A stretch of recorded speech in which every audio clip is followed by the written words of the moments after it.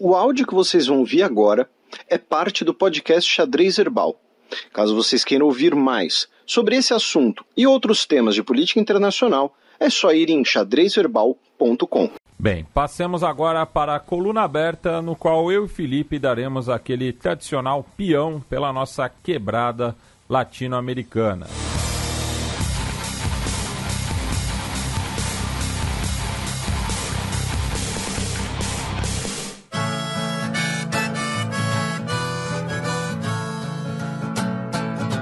Coluna aberta. York City, summer sweat, and the boys are rolling as cigarettes. Senado do Chile rejeita impeachment do presidente Sebastián Piñera, né? Não é uma grande surpresa, né, Felipe? A gente tinha comentado que eram necessários 2/3 para o impeachment do Piñera, né? Eram 43 senadores, né? Então ele precisava, o impeachment precisava ter 29 votos. No caso, teve 24, né? 24 pelo impeachment, 18 contra e uma abstenção. Então, no fim das contas, o Piñera vai terminar o mandato dele, né? Não vai sofrer impeachment nem nada. Apenas recapitulando para os nossos ouvintes, né? O impeachment do Piñera está diretamente ligado ao caso dos Pandora Papers, devido a uma transação, né, de uma mina, que ele vendeu antes de se tornar presidente, via uma offshore nas Ilhas Virgens Britânicas, e a transação havia sido aprovada pela controladoria chilena. Porém, a controladoria chilena disse que, olha, os documentos das Ilhas Virgens a gente não teve acesso, então temos que revisar essa decisão, e principalmente o contrato da venda estipulava que, caso tivesse alguma mudança de regulação, né, regulação ambiental, a venda estava cancelada. Então, isso poderia gerar um conflito de interesse, né? Então, chega lá um projeto para o Piñera falar, vamos criar aqui o Parque Nacional dos Pinguins Chilenos. E isso vai atrapalhar a operação da mina. Então, ele fala, não, vou vetar em nome do povo chileno. Mas não, na verdade, ele estava vetando em nome da bolada de 100 milhões de dólares que ele recebeu na venda, né? Então, basicamente isso. E, principalmente, né, agora domingo teremos o primeiro turno das eleições presidenciais chilenas. A gente fala primeiro turno porque certamente, né, teremos um segundo turno. Além da eleição presidencial, importante vamos, né, lembrar, teremos a eleição de 27 dos 50 integrantes do Senado. Aí você pode falar, não, mas peraí, Felipe, como assim 50 integrantes? Você acabou de falar que o Senado não tinha 50 para o voto do Piñera. Pois é, a partir dessa eleição, desde 2015, o Senado, né, foi progressivamente expandido no Chile. Ele tinha 38 assentos em 2015, 2017 passou para 43 e agora vai passar para 50, que vai ser o número final, tá? Então vão eleger metade do novo Senado, 27 cadeiras. Dessas 27 cadeiras, 20 são de cargos, né, de assentos que já existem e 7 novos, tá bom? Então teremos 27 dos 50 senadores ou senadoras eleitos agora, todos os 155 integrantes da Câmara dos Deputados e também os 302 que seriam ali os deputados estaduais, entre aspas, do Chile. Então, não é apenas presidente, embora a gente foque muito no presidente, mas é uma coisa interessante de lembrar, e alguns dos nossos ouvintes até cobraram a gente no Twitter, peço desculpas, porque como a gente falou, por exemplo, do Guilherme Lasso no Equador, né, quando ele venceu, a gente falou, olha, o Guilherme Lasso venceu as eleições equatorianas, perfeito, mas ele não vai ter nem de perto uma bancada razoável no parlamento, no Congresso, ele vai estar sempre com problemas. No Chile pode ocorrer a mesma coisa, independente de quem vencer. No momento, o Cast, né, o José Antônio Cast, o pinochetista, né, de extrema-direita, está em primeiro nas pesquisas, com 30% dos votos.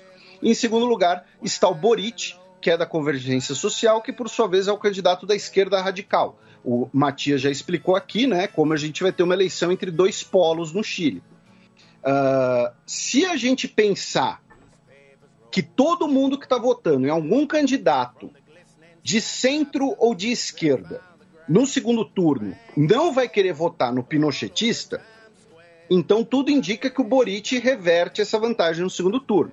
Por quê? Ele é basicamente o único candidato de direita que está recebendo votos. Tá? Os outros candidatos mais à direita, como, por exemplo, o Sebastian Sichel, que seria o sucessor do Pinheira, né? E que teve a sua candidatura basicamente desidratada, porque as pessoas começaram a migrar o voto para o Cast, ele está ali na faixa dos 10% dos votos. Em compensação, você tem outras candidaturas mais à esquerda. Então, muito provavelmente teremos um segundo turno com Cast em primeiro e Boric em segundo, e que num segundo turno isso vai ser revertido, tá? Essa vantagem. Muito provavelmente, embora seja sempre difícil a gente cravar alguma coisa. Lembrando que pesquisa não é foto, é movimento, né? Isso. E tem várias pesquisas que colocam uma vitória do Cast, tá, no segundo turno. É importante colocar isso também. As pesquisas apontam uma coisa, um fenômeno, não sei se dá para dizer que é um fenômeno, né, parecido com o do Brasil, mas que um segundo turno entre Boric e Cast, cerca de 1/4 das pessoas estão respondendo as pesquisas dizendo que não vão votar. Tá? Porque é assim, não, esse cara é muito de esquerda, não vou votar, esse cara é muito de direita, nem vou votar. Então, dane-se vocês aí, vocês que se viram, tá? Então, mesmo esse cenário, né, de todo mundo se aglutinar e fazer um megazord anti-Cast, também não é garantido, tá? Porque vai ter também gente que vai falar, não, no Boric eu não voto. Ele é um cara muito de esquerda para mim, não vou votar. E lembrando que, no caso chileno específico, né, aqui no nosso subcontinente, as pesquisas, elas não dão conta de explicar a própria questão do voto voluntário, né? Já que não é obrigatório, então muita gente que pode declarar voto em um candidato nas pesquisas não comparecer às urnas, né? Porque justamente por ser um voto obrigatório e geralmente menos da metade dos eleitores acabam se apresentando, então é difícil fazer também uma leitura tão fiel, né, desses movimentos. A gente já comentou aqui que, por exemplo, que nos Estados Unidos as projeções feitas pelos partidos, né, não necessariamente as pesquisas, mas as projeções feitas pelos partidos levam em conta até qual vai ser a temperatura, se vai chover, né, porque se tiver lá um furacão, eu não vou sair de casa no furacão para votar no Biden. Pois até porque no caso estadunidense, por ser o colégio eleitoral, o voto tem até menos peso, né, porque se você vai votar num candidato, mas você, por exemplo, você é um republicano que mora num colégio eleitoral estabelecido pelo Partido Democrata. Você não vai enfrentar uma intempérie para fazer valer o seu voto, porque é meio cartas marcadas, assim, vamos dizer.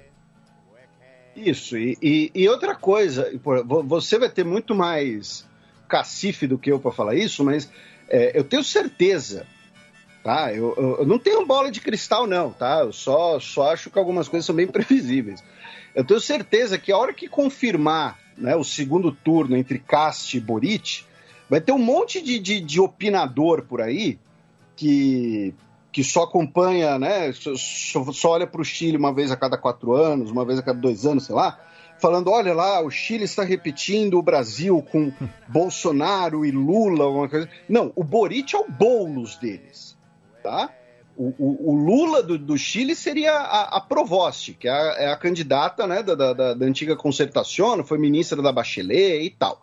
Né? Pois os partidos tradicionais estão tomando na cabeça, né, nessas eleições. Exatamente. Então, assim, o Lula é muito mais ao centro do que o Boric. O Boric é o Boulos deles. Tá? Até o mesmo estilo ali de sedução. Né? De sedução, eu diria o Marcelo Adnet, né? Se você ouvinte nunca viu o Marcelo Adnet imitando os presidenciáveis, assista, por favor. E ele fala que o Boulos, né, fala de lado para tentar te seduzir, mas inclusive o estilo deles é inclusive parecido. Então é isso, é um segundo turno entre Bolsonaro e Boulos lá. tá?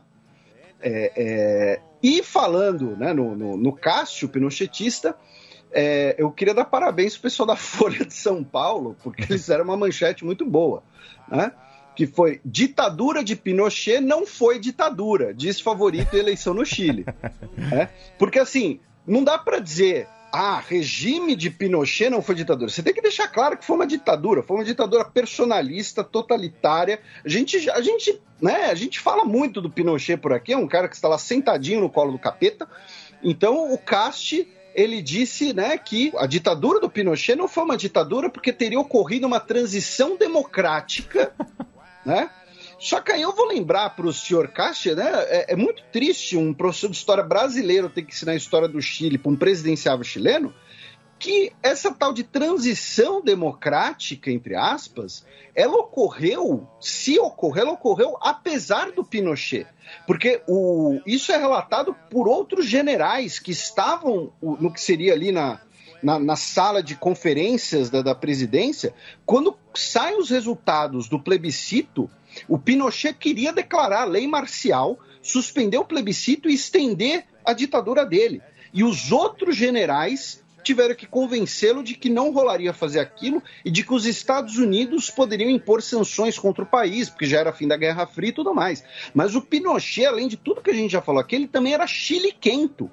Ele deu um chilique quando soube dos resultados e queria impor lei marcial. Então, enfim, fica aí, né, a sugestão aí para o senhor Antônio Castro, né, para não falar esse tipo de bobagem. Ô Felipe, e você fez o paralelo, né, do Boric com o Boulos, mas você lembra de algum candidato presidencial no Brasil que fez a campanha toda fora do país, que se voltasse para o Brasil seria preso por não pagamento de pensão alimentícia e se apresenta como um candidato da família? Eu não sei do que você está falando. Então, eu te apresento o Franco Parisi, que é o candidato do partido de la Rente, né, recém-fundado, e que mora nos Estados Unidos, fez a campanha toda fora do Chile, porque tem um processo correndo contra ele por falta de pagamento de pensão alimentícia. Eu sinceramente não sabia disso, ainda bem que nós temos você.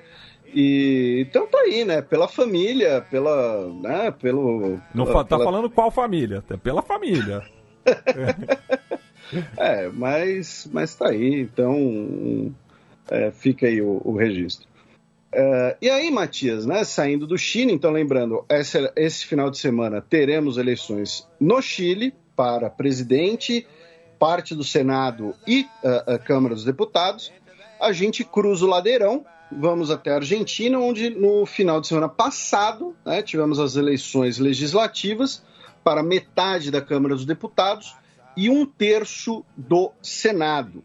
E ocorreu meio que o contrário do que a gente falou que podia ocorrer, né? A gente comentou que muito provavelmente o governo Alberto Fernandes iria ser derrotado na Câmara, porém amenizar a derrota no Senado.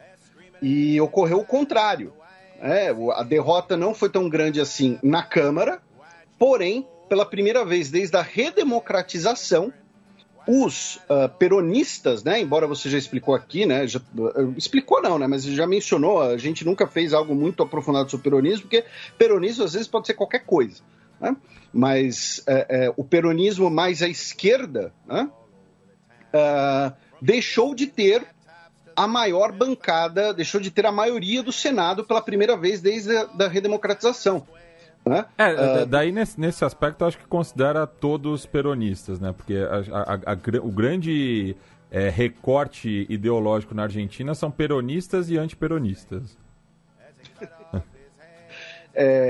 Então nós temos, né, das 72 cadeiras. Antes da eleição, a frente de todos, que é a frente governista do Alberto Fernandes e da Cristina Kirchner, tinha 41 assentos. Né? Então, 41 de 72, você tem aí não apenas a maior bancada, mas também a maioria. E agora vai ter 35 assentos. Tá? Então, dos 24 assentos que estavam em disputa, A frente governista ganhou 9. E o Juntos por Câmbio, né, a frente de oposição do Maurício Macri, levou 14. Com isso, passou a ter 41, encostou, ou seja, os peronistas, né, o governo, ainda tem a maior bancada do Senado argentino, mas não tem mais a maioria. Tá? Essa é a diferença. Já na Câmara, tá, os governistas perderam apenas 2 assentos, tá? Tinham 120, ficaram com 118. Eles já não tinham a maioria, mas continuam tendo a maior bancada. O Juntos por Câmbio, do Maurício Macri, venceu mais assentos e ficou com 116. Então, tem agora 2 assentos a menos do que o governo, ganhou 1 no total líquido, né? Então, diminuiu a diferença, mas o governo continua tendo a maior bancada.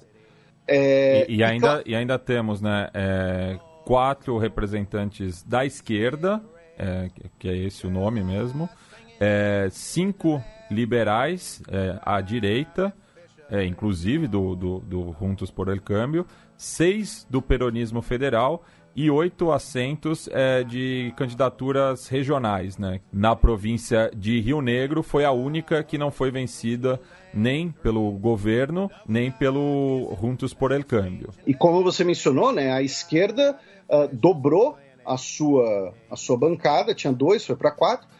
E quando a gente fala de coalizões, de Juntos por Câmbio, ou Frente de Todos, lembrando que, né, dentro delas você tem vários outros, vários partidos menores também, mas que fazem parte, normalmente são partidos regionais. Falando em partidos regionais, né, nós tivemos na Câmara dos Deputados, dobraram a bancada o Movimento Popular de Neuquén, né, que é a província, o Juntos pelo Rio Negro, também a província argentina, nada a ver com o cantor sertanejo, e a Frente da Renovação da Concórdia, que é da província de Misiones, né? Também um partido regional. Que faz fronteira com o Brasil, né? A província de Misiones é onde está localizada Porto Iguaçu, por exemplo.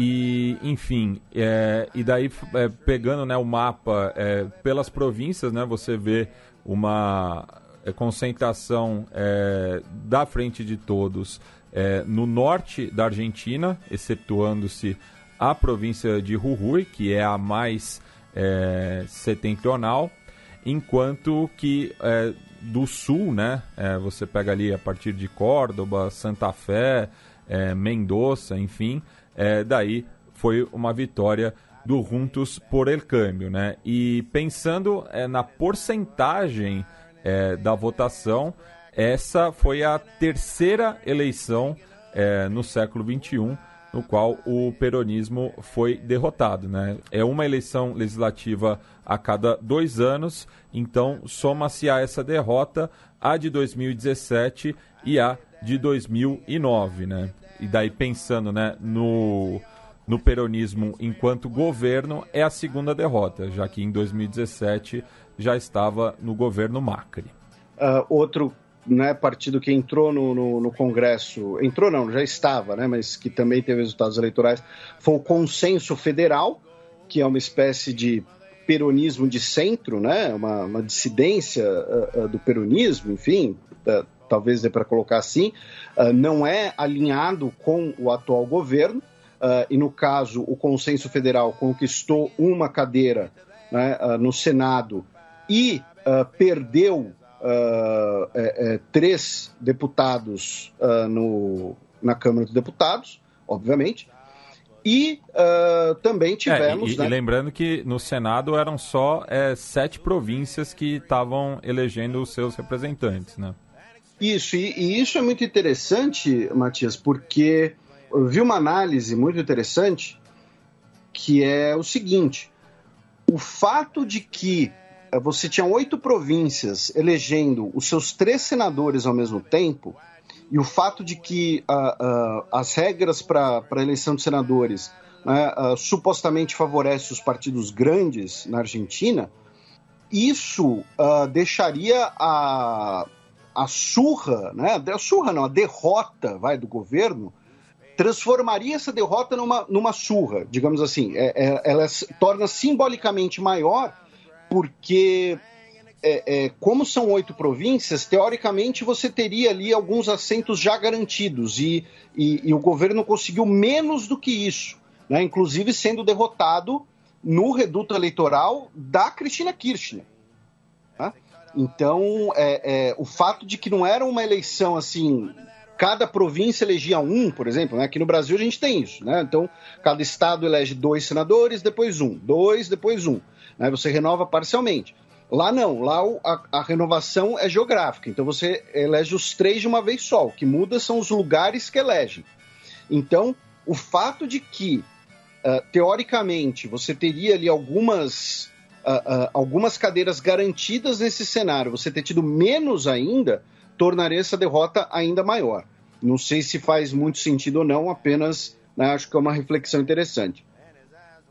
E chama atenção também, né, pensando daí na capital, propriamente, Buenos Aires, no qual teve uma vitória expressiva, né, da Maria Eugênia Vidal, mas que era governadora da província, né? Ela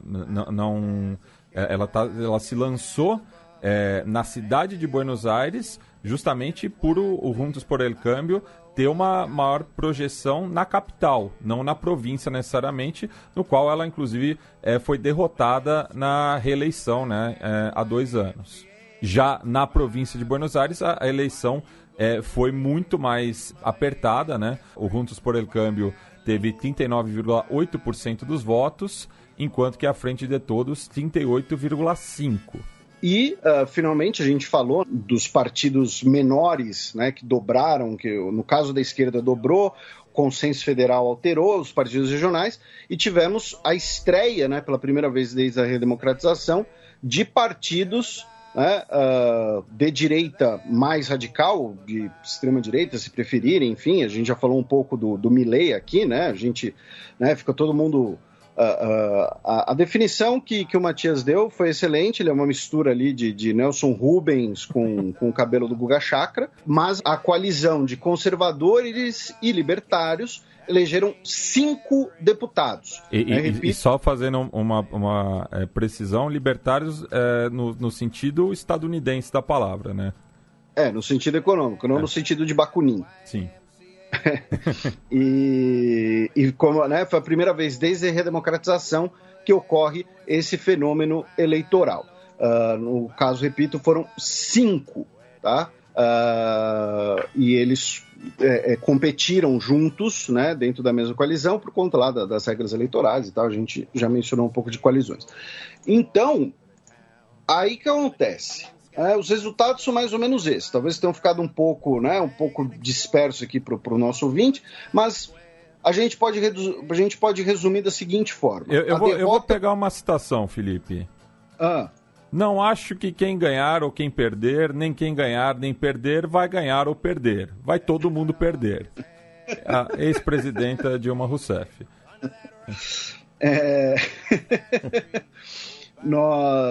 Então, assim, o governo conseguiu reduzir o impacto da derrota na Câmara, mas sofreu uma derrota ainda maior do que o previsto no Senado. Com isso, o que isso implica, então? Que nos próximos 2 anos, o Alberto Fernandes vai ter que sempre dialogar com a oposição para governar, porque ele não tem mais maioria no Senado. Tá? Então ele vai ter que se articular com a oposição. Tá? Não sei se ele tem como liberar emendas para El Centrón, né? Ou se ele vai ter que sentar à mesa e conversar. Só que nisso tem uma pegadinha, meu caro Matias. Tem uma pegadinha, que é... Para. Como a gente já explicou aqui, né? Muito das leis republicanas brasileiras, lá no início da República, foram copiadas da Argentina, que por sua vez foram inspiradas nas dos Estados Unidos. Então, na Argentina, tal como nos Estados Unidos, quem exerce a presidência do Senado é a mesma pessoa que exerce a vice-presidência da República. No caso atual, a Cristina Kirchner. Então, é importante lembrar que o Alberto Fernandes e a Cristina Kirchner não têm uma boa relação. Inclusive, a derrota do governo nas primárias levou àquela dança das cadeiras e aquela brincadeira que a gente fez que a Cristina Kirchner, né, só faltou iniciar lá aquela carta dela com verba volant scripta manem. Pois é. Né? Então, o que isso quer dizer? O Alberto Fernandes vai precisar mais do Senado. E para conseguir articular com o Senado, ele precisa se articular com sua vice-presidente, Cristina Kirchner, com quem ele não tem uma boa relação. E ainda teve o detalhe que a Cristina Kirchner não esteve presente no comício pós-resultados. Segundo a nota oficial, foi por uma recomendação médica, já que, como a gente repercutiu no programa anterior, ela passou por uma cirurgia de saúde, alguma questão ligada a alguma questão no ovário, alguma coisa do tipo, agora não me lembro exatamente. Então, ela disse que por recomendação médica não iria participar do comício e tudo mais. Mas claro que, né, você tem todo um bafafá em cima. Então, o primeiro sinal é esse. A derrota do governo no Senado significa que o Alberto Fernandes, nos próximos 2 anos, vai ter que dialogar mais com a oposição. E para esse diálogo ocorrer, ele precisa melhorar a relação dele com a Cristina Kirchner. Ele pediu por uma oposição patriótica, tá? Que saiba, né, de dialogar e tudo mais. O Macri, né, como líder do Juntos por El Câmbio, né, disse que a oposição agirá com grande responsabilidade, que serão anos difíceis, mas que a cooperação é benéfica para o país. E tem um outro detalhe que para mim é interessante. Você mencionou, né, você falou de Buenos Aires, e o Macri, né, tem ganhado, né, ganhou muita atenção, ele esteve lá nos comícios e tudo mais. Só que é o seguinte, nos próximos 2 anos, esse resultado eleitoral vai também significar o início de uma luta fratricida entre os principais líderes do Juntos por El Câmbio para ver quem vai ser candidato a presidente. Um palpite aqui. Eu acho que o Larreta sai candidato. Exatamente. O Larreta, que é o atual chefe de governo de Buenos Aires. Sim, e que tem uma aprovação muito maior do que o Macri. Exatamente. Então, assim, o Macri, ele apareceu muito no comício como o líder da coalizão e tudo mais, só que na prática, no dia a dia, o Larreta está muito mais presente. Como você mencionou, o Juntos por El Câmbio teve ótimos resultados, né, na cidade de Buenos Aires. Então, também tem isso. Não vai ser 2 anos da oposição se preocupando só com o Fernandes. Vai ser também 2 anos da oposição brigando entre si para ver quem vai ser o candidato. Então, se o Fernandes for esperto, coisa que eu acho que ele não é tanto assim, pensando politicamente, não estou falando dele como acadêmico, dele como pessoa, nem nada. Estou falando de tino político, estou falando de ser raposa. Né? Se ele tiver algum tino político, ele chega na Cristina e fala: Cris, seguinte, racha esses caras aí, né? Joga lá uma bomba da discórdia entre eles e pronto, porque eles vão começar a querer mostrar mais serviço que o outro para ser candidato a presidente. O Macri está todo pimpão achando que vai ser ele. Mas como você muito bem lembrou, o Larreta é um cara que tem mostrado muito mais resultados e tem uma aprovação e está no governo, está presente, né, na administração pública nesse momento. O Macri está lá na casa dele, cuidando do dinheiro que era do papai. E o Larreta é o chefe de governo do 4º maior colégio eleitoral da Argentina, né? Porque você tem primeiro a província de Buenos Aires, e que daí é um reduto peronista tradicional. Depois as províncias de Córdoba e Santa Fé, com uma população bastante parecida, né? Pouco mais de 3 milhões de habitantes, né? E que tem votado com o Juntos por El Câmbio nas últimas eleições, antes o Cambiemos, né? E aí, por fim, a cidade autônoma de Buenos Aires. Então, é interessante pensar nisso também. Mas, né, como eu disse, o Alberto Fernandes enfim, né, ele acha que os argentinos vieram do bar. Sobre a Argentina, mais alguma coisa, meu caro Matias? Não, sigamos, vamos aqui para o Brasil, né? Citei Porto Iguaçu, a gente atravessa ali a ponte da amizade, já que a inadimplência ameaça o voto na ONU e em mais 6 órgãos internacionais. Eu acho que é a terceira ou quarta vez que você lê uma manchete desse tipo nesses anos de xadrez herbal. Pois eu tô de saco cheio, entendeu? Enfim, o fato é que o governo brasileiro, o Itamaraty tem acionado, né, o Posto Ipiranga para pagar, né, as suas contribuições aos organismos internacionais, que somam cerca de 710 milhões de reais até 31 de dezembro, ou seja, né, é uma fração aí do orçamento secreto e uma fração ainda muito menor da PEC dos precatórios. Com detalhe nem um pouco desprezível, que vamos lembrar que ano que vem o Brasil vai ocupar um assento não permanente no Conselho de Segurança da ONU, depois de ficar mais de 10 anos afastado da instituição, que é a principal instituição executiva da ONU, né? Então, assim, olha o mico que está se desenhando, né? Porque só a fatia da ONU, a gente está falando aí de mais de 400 milhões de reais, está falando em reais, tá? E isso, inclusive, é algo que o câmbio acaba também prejudicando, né? Porque, obviamente, essas contribuições originalmente são em dólares, né? Então, é uma coisa, né, surreal. O Brasil também está devendo na Organização Internacional do Trabalho, na EA, na FAO, na Unesco, na OMC, na OPAC, né? Então, assim, e como eu disse, não é a primeira vez que a gente fala disso, não é no primeiro governo que a gente fala disso, tá?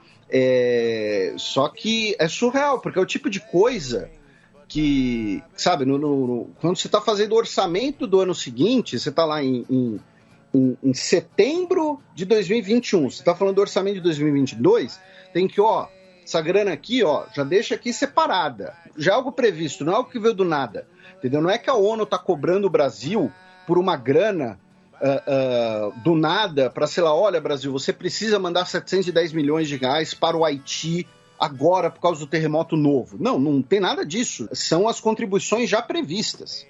É a mensalidade do clube. Tá? Usando uma analogia bem tosca, bem idiota, tá? É a mensalidade do clube. Então, essa é a primeira notícia. Aí depois, né, temos aí a viagem do Bolsonaro pelo Oriente Médio. Primeiro ele foi aos Emirados Árabes Unidos, né, nos dias 13 a 16 de novembro. Ele compareceu, né, inclusive, no dia, né, brasileiro, né, da exposição mundial, que está ocorrendo em Dubai, né, então até por isso foi uma viagem que acabou demorando um pouco mais. Teve ali uma troca de condecorações e tudo mais, coisas protocolares, né? Também assinaram um acordo de cooperação, de extradição de pessoas, né? Troca de pessoas detidas. Também teve ali um memorando, né, para aumento de investimentos emiradenses aqui no Brasil. O Bolsonaro também visitou a Dubai Air Show, que tem um stand da Embraer com um Super Tucano em exposição. Nesse caso, é interessante citar, né, saindo do Bolsonaro, saindo da parte internacional, que a Embraer e o governo federal provavelmente vão entrar numa situação de litígio em breve, tá? Porque a Força Aérea Brasileira, alegando uma diminuição de recursos, uma redução orçamentária, buscou alterar, né, o contrato de aquisição dos aviões de transporte, o C-390, né, que é o mais novo avião da Embraer e atualmente é o principal produto internacional da Embraer, deveria ser. A gente comentou do uso desse avião, por exemplo, quando o Mourão foi ao Peru para a posse do Pedro Castilho, né, porque o Peru quer trocar a sua frota de aviões de transporte. A Hungria, né, comprou também, acho que 3 desses aviões. E o que acontece? A FAB, em 2014, né, ainda no governo Dilma, fez a encomenda de 28 aeronaves, tá, um contrato de quase 8 bilhões de reais, e aí agora, alegando diminuição orçamentária, pediu para reduzir essa encomenda de 28 para 15. e a Embraer não aceitou as exigências, enfim, as condições impostas, teria feito uma contraoferta que a Força Aérea Brasileira não aceitou, e por sua vez a Embraer disse que vai entrar na justiça, que vai entrar em litígio contra o governo brasileiro por não cumprimento de contrato. Então, eu estou citando essa visita a esse stand porque é uma relação estratégica, uma relação muito importante, porém que pode azedar um pouco. E tem toda aquela discussão, né, de privatização, maior privatização da Embraer, né? A Embraer já é uma empresa de capital aberto, mas teria a hipótese da venda dela para a Boeing, né? Ou seja, venda para uma empresa estrangeira. Meio toda essa discussão, você tem um litígio desse, não é nem um pouco saudável. A nota do comandante da Força Aérea Brasileira, que é uma pessoa muito próxima, muito alinhada ao Bolsonaro, ao meu ver, foi de uma agressividade um pouco desnecessária, porque tratou a Embraer como se ainda fosse um fruto, né, uma empresa estatal, né, ali como se fosse FAB, Embraer, ITA, tudo a mesma coisa, como era nos anos 1980. Então, é uma situação da gente ficar de olho, tá? E na foto oficial, o Bolsonaro tá com uma maquete de um 390 na mão. Então, enfim, resumindo assim, não tem nenhuma conclusão aqui. Eu só estou jogando um monte de informação para o nosso ouvinte, porque às vezes ele não ficou sabendo disso, e que é uma coisa que pode, né, impactar no futuro. Depois, a comitiva, né, lembrando, não era só o Bolsonaro, né, tava lá o Paulo Guedes, inclusive, 1 trilhão vendendo o Vasco, né, já diria o Paulo Guedes bot, né? Inclusive, assim, né, só explicando para os ouvintes, né, que teriam falado que os sheiks, né, os sheiks árabes, né, essa coisa exótica. É o Djavan que canta dos sheiks árabes, né? Estariam interessados em comprar 2 times brasileiros. Tá? Aí o nosso querido Irlan Simões, inclusive, lembrou de um episódio do Getafe, que um falsário lá, né, um cara, né, se fez de sheik para comprar o clube, tirou foto e tudo mais. O nome dele é Márcio. Márcio. Entendedores entenderão. Pois é. Márcio Sheik. E, enfim, o Paulo Guedes teria dito para os caras comprar o Flamengo e não comprar o Vasco, que o Vasco vai dar prejuízo. Só que assim, o Paulo Guedes, desculpa, mas eu achei que economista sabia que o ideal é comprar na baixa. Pois é. Comprar o Flamengo hoje, o Flamengo vai estar caríssimo. O Flamengo está disputando tudo que é campeonato e tudo mais. O Flamengo vai ter um elenco caríssimo, tem um elenco valorizado. Então comprar o Vasco faria muito mais sentido, né? Mas enfim. E comprar o Flamengo vai arrumar briga com o governador de Brasília, né? Também tem essa.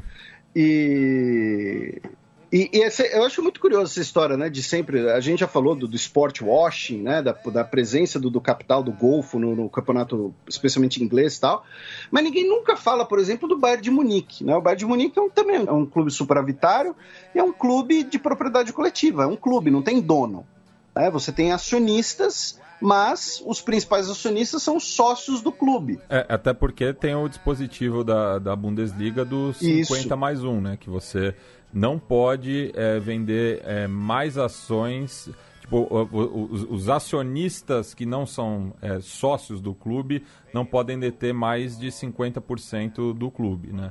Claro que Exatamente. Existem algumas aberrações, como o RB Leipzig, que os sócios são membros do board da empresa austríaca de bebida energética. Isso. Mas isso foi consequência da bolha do futebol alemão que estourou lá no início dos anos 2000, que era a bolha da ISL, né? A gente está falando de... Assim, eu sei que para os nossos ouvintes que não acompanham futebol isso pode estar parecendo muito chato, mas a gente está falando de economia, tá, gente? Pois é. Porque, assim, no início dos anos 2000 tinha essa empresa de marketing esportivo gigante, essa ISL, que inclusive investiu no Flamengo. E no Grêmio. E ela era basicamente dona do futebol alemão. Começou uma bolha gigantesca, uma bolha inflacionária, porque era botar dinheiro, era espetáculo e tudo mais. Uma hora, a empresa foi pro buraco, levou o campeonato junto, foi um período que foi muito atribulado pro futebol alemão como um todo, né? O próprio Bayern de Munique ficou muito enfraquecido, tal, que é a maior força tradicional. E aí fizeram várias leis, né?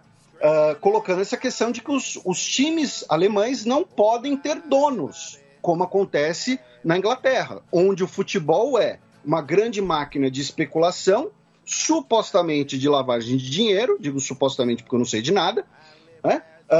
onde você tem ditaduras sanguinárias botando dinheiro para se fazer de amiguinhas, onde você tem gente que fez fortuna de forma suspeita botando dinheiro para se tornar pop, para se tornar ali uma pessoa conhecida na high society. Então, assim, todo mundo fala de sheik vir comprar os times brasileiros como se isso fosse o único modelo possível, como se só o modelo do PSG ou do Manchester City fosse possíveis, né? Como se dentro do próprio futebol europeu a gente não tivesse outros modelos, como o Real Madrid também. O Real Madrid não tem exatamente um dono, né? O Real Madrid, o que acontece, o Real Madrid ele tem muitas benesses do governo, tá? Aquela questão lá da venda do território que era do CT, que até hoje eram suspeitos. Os torcedores do Real Madrid não precisam ficar bravos comigo não, tá? Todo grande clube tem rabo preso, tá? O Palmeiras supostamente... Cheio de teto de vidro, né? Pois é, o Palmeiras supostamente pegou emprestado lá o território onde fica o CT da Barra Funda, o Palmeiras e São Paulo, né? Acho que é um contrato de empréstimo, tá emprestado há 200 anos. Então, enfim, fica esse deslumbre, né? Já não. Os sheiks vão comprar, sabe, a inflação tá não sei quanto e o cara tá falando do sheik árabe comprar o Flamengo. O Real Madrid tem mais de 100 mil sócios. E lembrando, tá? A benfeitora do meu clube, né? Futura presidente, é dona de uma empresa ali de empréstimo, de crédito fácil, né? Vamos colocar esse termo, né? Algumas pessoas diriam que a futura presidente do Palmeiras é quase uma agiota, tá? Maledicentes. Então assim, eu não estou falando, eu não estou falando do cisco no olho do meu irmão, ignorando a trava no meu, tá? Só estou aproveitando esse debate todo para dizer que tem outros modelos e que não é exatamente a prioridade uma visita econômica, né? Comprar o Flamengo, o Cruzeiro, o Palmeiras, o Vasco, o que for. Enfim, aí depois o Bolsonaro e a comitiva foram para o Bahrein, onde foi inaugurada a embaixada brasileira no Bahrein. Foi a primeira embaixada inaugurada nesse atual governo, tá? Anteriormente, a embaixada do Brasil com o Bahrein era acumulada, né, com a embaixada de Dubai, nos Emirados Árabes Unidos. Isso é relativamente normal, né? Você ter uma embaixada em uma região que acumule várias embaixadas. Então, por exemplo, a embaixada brasileira, né, na Nova Zelândia, na Austrália e Nova Zelândia, acumula várias outras ali. Felipe, e só para contextualizar aqui, né, o Bahrein, que é um país insular no Golfo Pérsico, é menos da metade do território do Catar, que já é bastante reduzido, e tem uma população de pouco mais de 1 milhão de habitantes. Então é esse país que vai ter uma embaixada. Olha, nesse caso, eu entendo a sua crítica, mas eu sou a favor de ter embaixada, entendeu? Por mim, claro, tem os custos envolvidos e tudo mais, a gente já falou de embaixadas no Caribe e tal, mas eu sou tipo a Oprah, sabe? Assim, você ganha uma embaixada, e você ganha uma embaixada, e você ganha uma embaixada. Brincadeira, né? Um abraço aí para todos os nossos ouvintes que são diplomatas, que são os nossos ouvintes mais anônimos. Eu sei que tem vários que são, mas eles, né, têm que manter uma certa discrição. Eles têm que manter uma certa discrição. Ali no Rio Branco o pessoal ouve xadrez verbal só no fone. Também tivemos um acordo, né, de entendimento de promoção de liberdade religiosa. É o tipo de coisa que é sacanagem. Então, é o tipo de coisa que o Bolsonaro faz para gerar buzz aqui no Brasil, né, dentro do eleitorado dele, né? Então ele está lá defendendo a cristandade por aí, né? Eu quero ver entrar na Arábia Saudita e começar a ler uma Bíblia no meio da rua, amigo. Quero ver isso. Mas eu sei que o Bahrein é outro país, tá, gente? Mas o Bahrein, ele é quase um protetorado da Arábia Saudita, né? Vídeos protestos em 2011 que foram reprimidos com a ajuda da Arábia Saudita durante o GP de Fórmula 1. E a única ligação que ele tem com o continente é com a própria Arábia Saudita. E aí, no dia 17 de novembro, a Tour chegou ao último dia com a visita ao Catar, né? Também teve ali um memorando de entendimento de ciência e tecnologia, cooperação em ciência e tecnologia. E assim, gente, só para deixar claro, tá? Isso que eu estou lendo para vocês, vocês podem até falar, pô, Felipe, mas você disse memorando de maiores investimentos, dá mais informações. O que eu estou falando para vocês é o que foi divulgado pelas instituições. É a nota, por exemplo, no site do Itamaraty, tá? Eles não divulgaram as informações. Inclusive, se vocês forem ver, né, entrevistas que o Bolsonaro deu, né, ele falava, não vou entrar em detalhes disso com vocês e tal, né? Então, assim, primeiro, uma opacidade, e segundo, é também para disfarçar que algumas coisas dessas são tipo aquelas coisas que a gente já explicou aqui, a gente combina de combinar, não tem nada definitivo, né? Mas, enfim, né, teve esse acordo para áreas de defesa, tecnologia, também cooperação, né, de áreas de investimentos. O Catar, né, tem um fundo soberano ali de mais ou menos 300 bilhões de dólares para investir pelo mundo, e o auge, assim, né, do usar a pauta externa para gerar buzz interno, foi que o Bolsonaro fez uma mini motociata em Doha, no Catar, né? Então, assim, ele deu um rolê de moto. Assim, seria, né, muito mais, sei lá, honesto, simples, falar, olha, gente, eu gosto muito de andar de moto e dei um passeio de moto aqui no Catar. E não falar, teve aqui uma comitiva e tal, não, sabe? Simplesmente falar que você gosta de andar de moto e acabou. Enfim, e aí a gente vai comentar aqui por 3 motivos, né? Que o Lula, né, está na Europa, foi recebido pelo Macron, foi recebido pelo Olaf Scholz, futuro chanceler alemão, hoje se encontrou com Pedro Sánchez, premier espanhol. Então, assim, primeiro, é importante lembrar, o Lula, ele está na Europa, fazendo uma ofensiva ali de imagem pública, né, até para, segundo ele, resgatar um pouco da legitimidade brasileira. Mas, no fundo, é construir uma imagem de, né, fazer uma ofensiva de relações públicas em relação à futura candidatura dele, né? Então, aquela coisa que a gente está acostumado a ver em época de eleição, tratar, né, aquela coisa de acalmar mercados, né, mostrar que não é um bicho-papão. Então, olha só, ele não é, né, ele está sendo recebido pelas principais lideranças europeias e tudo mais, tá? Mas, assim, ele não é o presidente brasileiro, ele já foi, pode até voltar a ser, mas ele não é. Ele é um cidadão privado. E se a gente for comentar da agenda do Lula, por uma obrigação, a gente também até que teria que comentar da agenda do Ciro, do Alckmin, que pode até ser vice do Lula, né? Estou falando, do Cabo Daciolo, do Moro, né? Que anunciou candidatura. Então, assim, a gente não vai ficar entrando muito em detalhes. Eu só queria, né, a gente está citando, primeiro porque tenho certeza que ouvintes iriam cobrar, mas tem 2 outras questões que eu queria citar. Que a primeira e isso eu acho que foi muito pouco analisado, muito pouco abordado, e porque obviamente, né, boa parte da imprensa se debruçou sobre o Lula, né, sobre a presença do Lula com o Macron na Europa. Mas por que o Macron quis receber o Lula? O Macron, ele ficou 1h30 com o Lula no Palácio Oficial. Lá no Eliseu.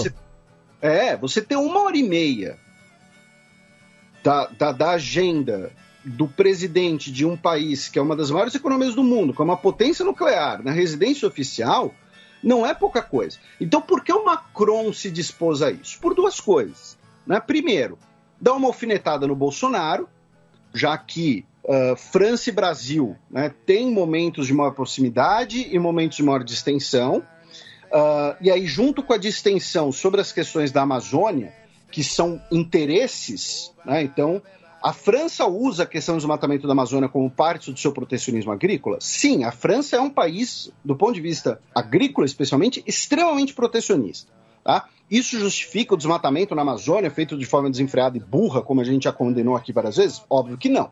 A gente está falando que tem um interesse francês nisso. Só que junto dessa divergência de interesses, também teve aqueles elementos, né, de baixaria, do Macron e do Paulo Guedes chamando a primeira-dama francesa de feia, o filho do presidente chamando Macron de idiota, esse tipo de coisa desnecessária. Então o Macron recebeu o Lula, primeiro falar, olha só, né, esse cara aqui, ele é um estadista, sabe, eu espero que inclusive ele falou coisas nesse sentido, né, quando o Brasil voltar a ter um presidente digno do cargo, né, alguma coisa nesse sentido. Então, primeiro, dar uma bofetada no Bolsonaro, Aí fala, olha, o Bolsonaro é um troglodita, eu tô aqui, me encontrei com esse cara aqui, que já diria Obama, é o cara, né? Então a gente ficou ali conversando, falando de um monte de coisa. E segundo, o Macron não é só Lula e Bolsonaro que tem eleição ano que vem, gente. O Macron passa por eleições em abril. E o Macron, ele tem uma tarefa. Ele só tem uma tarefa, que é ir para o segundo turno. O Macron, ele é o candidato do menos ruim. Ninguém gosta do Macron. Todo mundo vai votar no Macron para não ser outra pessoa. Tá? Então, todos os cenários de segundo turno dão uma vitória tranquila para ele. Se ele for no segundo turno contra Le Pen, o pessoal da esquerda vai votar em peso nele. Se ele for no segundo turno contra o Mélenchon, o pessoal da direita vai votar nele. Se ele for para o segundo turno contra os outros nomes, né, da direita francesa, como o Bertrand, o Zemmour, né, o Bertrand que é dos republicanos e o Zemmour, que é o novo Le Pen, também vai levar. O desafio dele é conseguir ir para o segundo turno, porque a pesquisa de intenção dá 24% de voto para ele só no primeiro. É pouco, ele está em primeiro, mas é pouco. Então, ele se encontrar com o Lula, e isso que eu acho que foi muito pouco comentado, né? O Lula, quando esteve na França, ele também se encontrou com a Hidalgo, que é a prefeita de Paris, do Partido Socialista. Que é uma possível candidata também. E com o Mélenchon, da França Insubmissa, que também vai ser candidato, e que é de uma esquerda mais radical. E então, personalista. O Macron, ao se encontrar com o Lula, ele está dando um aceno para a esquerda francesa, porque o Lula tem muita moral com a esquerda francesa. Basta ver que ele foi recebido na Sciences Po também. Nosso querido amigo Jardel já comentou isso, que você está lá conversando, você é brasileiro? Nossa, mas e o Lula? Como é que é o Lula? Tal? A esquerda francesa adora o Lula. É meio que aquele fetiche, né, do líder de esquerda, dos países tropicais. Sindicalista. Né? Então, assim, não que o Lula não tenha essa carreira, tal, mas enfim, estou falando na perspectiva de um francês, de um acadêmico francês. Não, mas é um fenômeno similar também no resto da América Latina. E isso eu já presenciei também. Então, o Macron se encontrar com o Lula não é só dar um tapa no Bolsonaro, não é só a viagem do Lula. Também tem interesse eleitoral do Macron. O Macron só tem cara de bobo, tá, gente? Tá? Ele só tem a cara dele é de que ele compra o bilhete de loteria premiado. A cara dele é que ele responde e-mail do príncipe nigeriano. Puta paga-lanche. mas é só a cara. Então, ele fez esse encontro por isso. E aproveitando... Só ainda sobre essa questão, que a deputada federal Carla Zambelli tuitou na ocasião, né? Entendo que um chefe de Estado se encontrar com um oposicionista de outra nação demonstra a falta de apreço pela diplomacia a fim de criar um ambiente de desconforto. Bem, o Bolsonaro na Itália encontrou o Matteo Salvini, Katsu. O Katsu deu o tempero ideal. Pois é. Cospe pra cima não, Carla. Já diria Joyce Hassman. Você é burra, Carla, desculpa. Eu acho que esse é o programa que a gente mais falou de política brasileira nos últimos tempos. Pois é. E para fechar, não faz parte da América Latina, mas a Guiana Francesa é aqui do lado e não tinha onde pôr essa notícia no resto do programa. E como a gente falou do Macron, o parlamento francês ontem... Sempre lembrando, a maior fronteira terrestre da França é com o Brasil. Isso. E o parlamento francês ontem aprovou uma nova lei de direitos animais, de forma quase unânime. Tá? Foi 332 a favor, 10 abstenções e 1 contra. E com isso, tá? Com essa nova lei, pessoas que maltratem animais, né, terão maiores responsabilidades, inclusive penais. Tá? Quem for condenado a maus tratos, tá, pode ser proibido a ter animais de estimação. Vai entrar ali numa espécie de lista de pessoas banidas, tá? E pet shops não vão poder vender cães e gatos, tá? Cães e gatos só poderão ser adotados ou então comprados como se fossem criadouros, né? Não sei se o termo seria o canil original, alguma coisa assim, peço desculpas para os ouvintes, mas não, pet shops não vão poder vender animais. Vai poder vender a ração, o brinquedinho, tudo mais, mas não vai poder vender animal. E espécies selvagens em circos e aquários serão proibidos, tá? E na França existem cerca de 120 circos, tá? E os circos terão 2 anos para adaptar as suas apresentações e 7 anos para adaptar o seu plantel. Ou seja, você tem até 2 anos para deixar de exibir os animais nas apresentações e depois, mas a gente não consegue dar um destino aqui para o elefante, alguma coisa assim. Você tem até 7 anos para fazer isso antes de ser responsabilizado. E os aquários também, tá? Golfinhos, segundo as autoridades, tem cerca de 21 golfinhos e 4 baleias em aquários franceses, tá?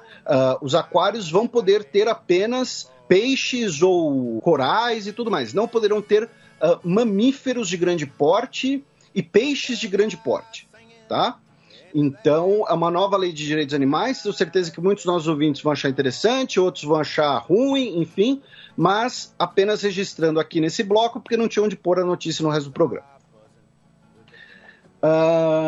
Da Guiana Francesa, a gente continua na América do Sul, a gente nunca saiu da América do Sul.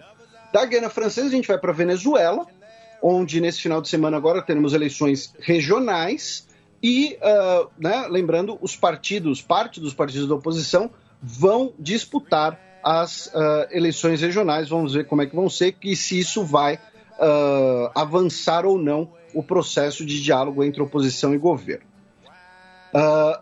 No Equador, tivemos mais uma rebelião, também em Guayaquil, tá? Na mesma penitenciária, deixou pelo menos 62 presos mortos, tá?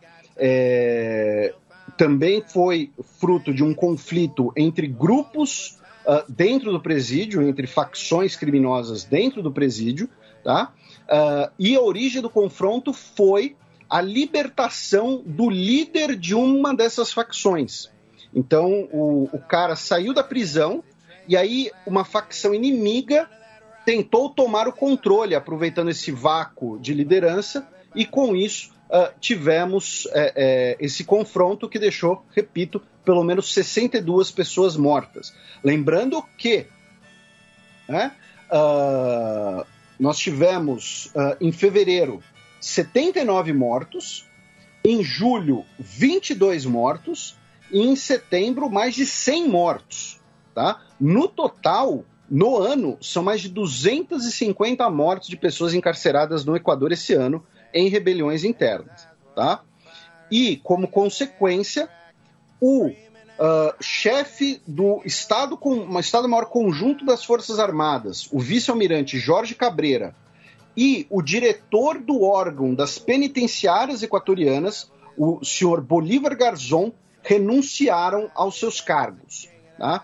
Por que o chefe do Estado-Maior Conjunto das Forças Armadas? Porque vamos lembrar que o Guilherme Lasso recentemente decretou aquele estado de exceção, né, para usar as Forças Armadas, segundo o governo, né, no combate ao narcotráfico. A gente comentou ali da questão do timing, né, com o Pandora Papers, a investigação no parlamento, onde ele tem uma bancada muito pequena, como a gente já havia até comentado.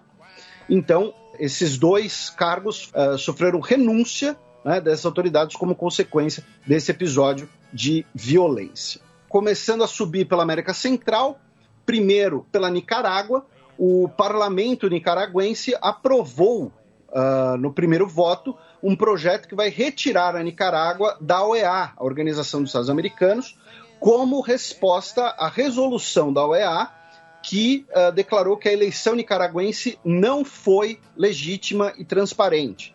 Tá? A gente falou bastante sobre a eleição na Nicarágua no programa passado. Tá? E eu nunca mais vou citar o nosso amigo do Gido Latino, porque deu azar. Pode citar sempre, viu? Não, nada disso. Mentira, um abraço pro Lucas. Da Nicarágua, vamos primeiro para Honduras, onde no outro final de semana, dia 28 de novembro, teremos eleições para presidente da República e também para os 128 assentos do Congresso Nacional. Tá? No caso das eleições para presidente, nós não temos como possível candidato o atual presidente hondurenho, porque ele não pode concorrer a um novo mandato, né? No caso, o Juan Orlando Hernández. Tá? O seu candidato, né, o seu candidato sucessor pelo Partido Nacional de direita, né, que é o partido historicamente conservador, né, hondurenho, é o Nasri Asfura, que é o prefeito de Tegucigalpa, né, a capital do país. Pela oposição de esquerda, a candidata será a Xiomara Castro, tá? Ela que é do Liberdade e Refundação, e ela é a esposa do Manuel Zelaya, né, o presidente de esquerda que foi deposto naquele golpe em 2009, que inclusive teve um envolvimento brasileiro, né, na tentativa, né, o Zelaya ficou abrigado na Embaixada Brasileira e todo esse tipo de coisa. Então, a ex-primeira-dama será a candidata de esquerda no pleito, certo? E o caso do Zelaya é curioso, né? Porque ele era um político de centro que acabou se alinhando à esquerda justamente por essa solidariedade regional, né? É um cara que acabou sendo empurrado à esquerda na conjuntura política da década retrasada. Aí, de Honduras, vamos para El Salvador, onde o Nayib Bukele, né, está aí aprontando mais uma louca confusão. Ele, no seu projeto de se tornar o ditador, né, mais guapo do mundo, né? Então já tivemos interferência no judiciário, já tivemos forças armadas dentro do legislativo, e agora o Nayib Bukele propôs, né, pediu ao parlamento que aprove uma lei que declare toda e qualquer pessoa e organização que receba fundos estrangeiros para se registrar como agente estrangeiro. Segundo ele quer que El Salvador tenha uma lei parecida com a dos Estados Unidos, né? Que é, né, a lei de 1938 e que tem sido muito utilizada em relação a pessoas com ligação com a China ou com a Rússia, né? Então a gente falou, por exemplo, daquelas pessoas da NRA que tiveram ligações com a Rússia e foram processadas por conta dessa lei. Só que tem dois pulos do gato aqui, né?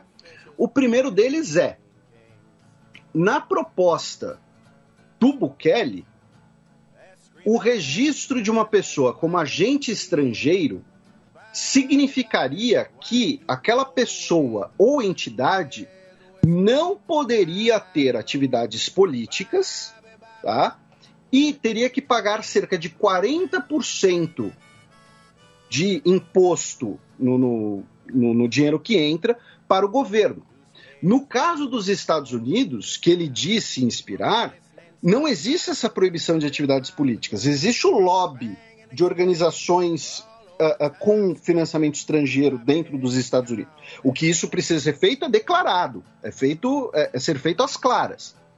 E o segundo pulo do gato, meu caro Matias, é que é o seguinte: quando a gente comentou que o Nayib Bukele iria, né, transformar El Salvador no primeiro país a aceitar o Bitcoin como governo, a gente comentou que, do ponto de vista salvadorenho, era uma coisa muito inteligente, porque poderia permitir que salvadorenhos que moram nos Estados Unidos mandem dinheiro para suas famílias de forma mais fácil, evitando os bancos e tudo mais. E que tem um peso muito importante no produto interno bruto do país. Exatamente. Aí, meu caro Matias, a pergunta que eu te faço é o seguinte: imagine que você é um senhor lá com seus 60 anos de idade, que mora em El Salvador, e o seu filho tem uns 40 anos de idade, né? Vamos supor que você virou pai aos 20. Ele mora nos Estados Unidos há um tempão. E ele teve um filho nos Estados Unidos. E o seu neto, então, ele tem 20 anos de idade e mora nos Estados Unidos, onde ele nasceu. Ou seja, ele é um cidadão estrangeiro. e ele decide te mandar uma grana, né? Ele, em vez do pai dele mandar, ele que manda. Ele conseguiu um trabalho legal, ele, não sei, teve ali uma oportunidade, então ele está mandando dinheiro para sua família em El Salvador. Só que ele é um cidadão estrangeiro, ele nasceu nos Estados Unidos. Ele é de família salvadorenha, mas nasceu nos Estados Unidos. Isso pode tirar os direitos políticos dessa pessoa, dependendo de como a lei for formulada. E como você mencionou, é uma coisa que tem um impacto muito grande na sociedade dos países da América Central. Essas remessas de familiares que trabalham, especialmente nos Estados Unidos. E no caso salvadorenho, esse fluxo começa grande justamente no contexto da Guerra Civil, no qual centenas de milhares de salvadorenhos acabam migrando para o sul dos Estados Unidos, né? Principalmente a Califórnia, né? Então, você tem entidades como, por exemplo, a Human Rights Watch, dizendo que essa lei pode atrapalhar as funções deles em El Salvador. Só que tem esse detalhe um pouco mais perverso, que dependendo de como a lei for escrita e for feita, pode tirar os direitos políticos de pessoas comuns ou de organizações comuns salvadorenhas. Tá? Então, vamos extrapolar aqui. É só um exercício de imaginação, tá, gente? Mas não é tão difícil assim de imaginar essa situação. Você tem lá uma comunidade, né, uma comunidade rural, uma vila, e que tem lá uma liderança desse vilarejo que quer ser candidato a deputado. E só uma questão, Felipe.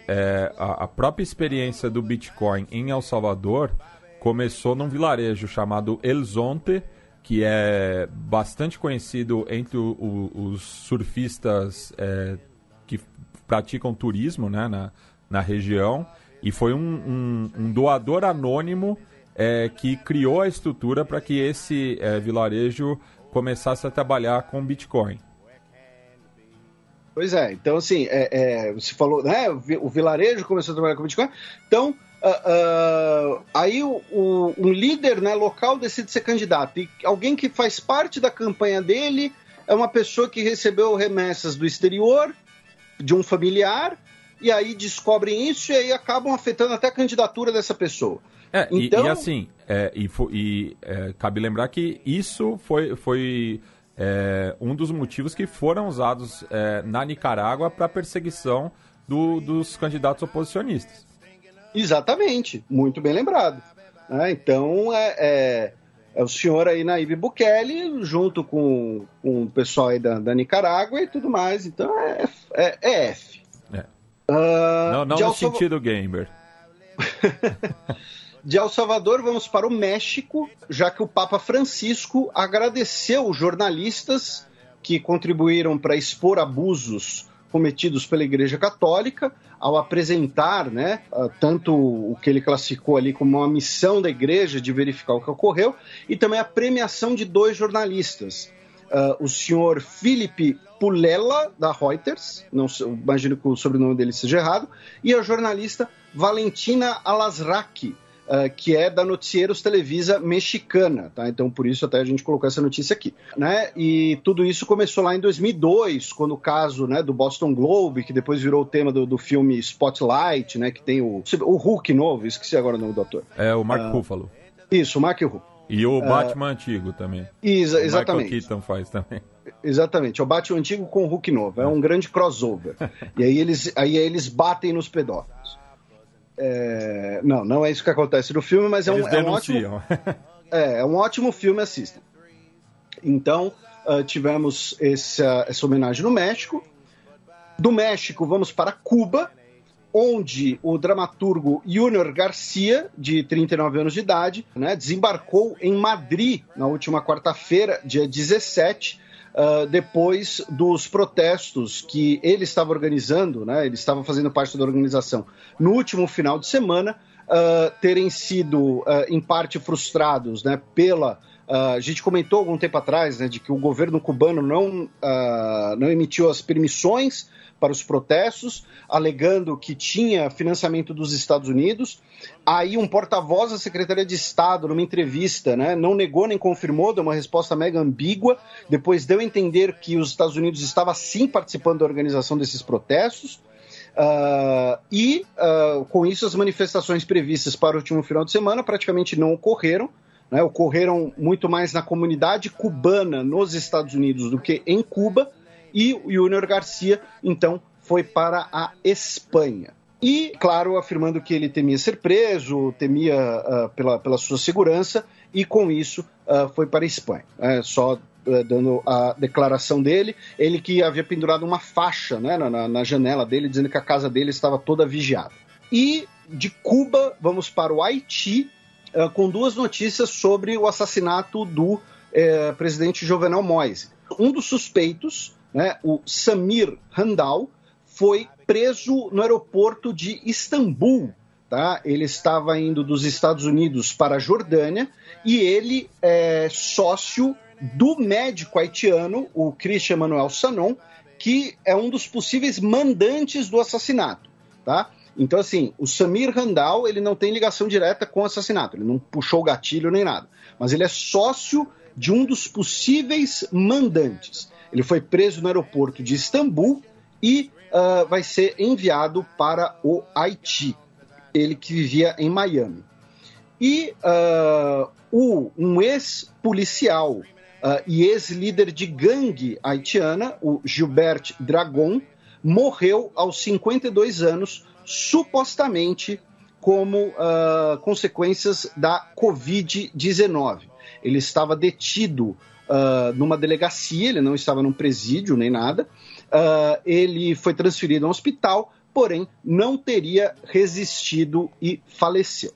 Pode também ser queima de arquivo, eu não sei de nada.